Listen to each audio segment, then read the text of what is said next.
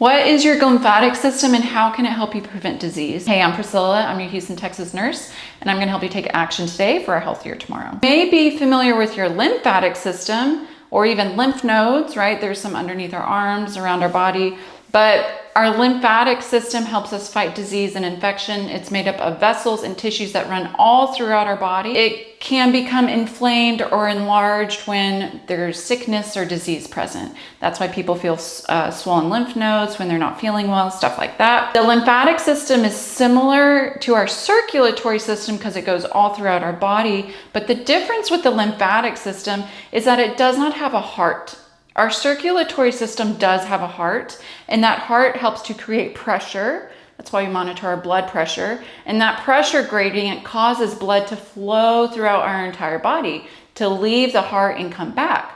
The lymphatic system, on the other hand, it doesn't have a heartbeat. And so it is dependent upon our lifestyle factors to help prevent stagnation and to help that flow. And the reason I'm bringing that up is because our glymphatic system is basically the lymphatic system for our brain. It obviously is connected to the lymphatic system that goes throughout the body. It doesn't have a heartbeat as well. What we need to do to adequately support it is really, really important, because what we want to avoid as we age, if you think of a pond, we want and you know how ponds can get kind of murky? Stagnant water gets dirty, algae grows, weird bugs show up.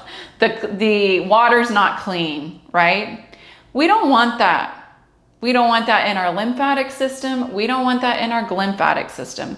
We want a flowing river. When you go to a stream, look at, healthy water sources that are moving, the water's clear, usually, right? More likely to be clear.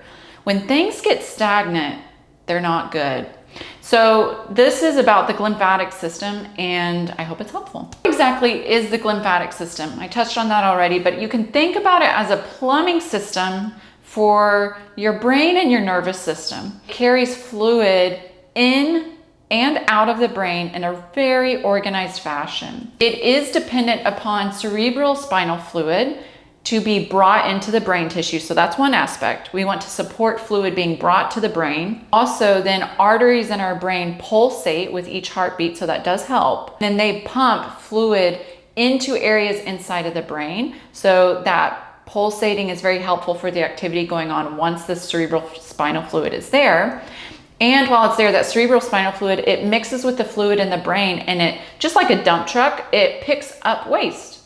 So it goes, picks up the waste, then it needs to leave.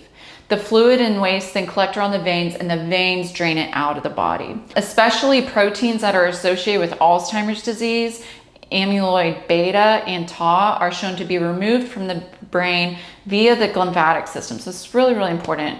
Healthy aging. A key factor to note, though, about the glymphatic system is the switch that turns it on is entering sleep.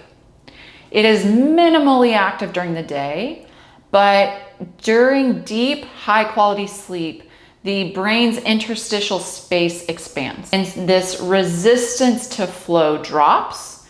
So then the clearance of toxins via the glymphatic system, it just increases drastically. That is not happening when we're awake. When we're awake, we have things like norepinephrine causing that interstitial space to contract.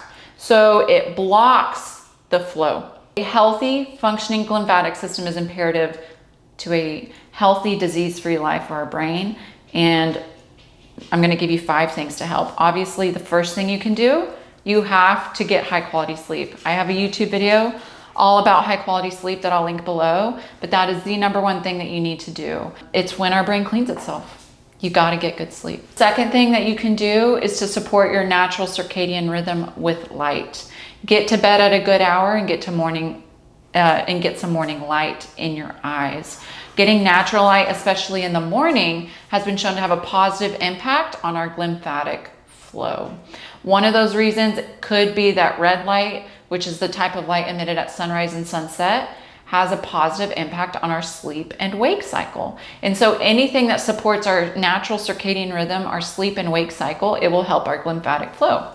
The third thing to help is getting good exercise. Like I explained at the beginning, we have to have good blood flow coming to the brain. We need to be able to bring that cerebral spinal fluid to the brain, and exercise has been shown to support that. Having a good glymphatic system is dependent upon having a strong cardiovascular system as well. Every time you work out, you're helping your glymphatic system too. The fourth thing you can do is to avoid excessive alcohol consumption.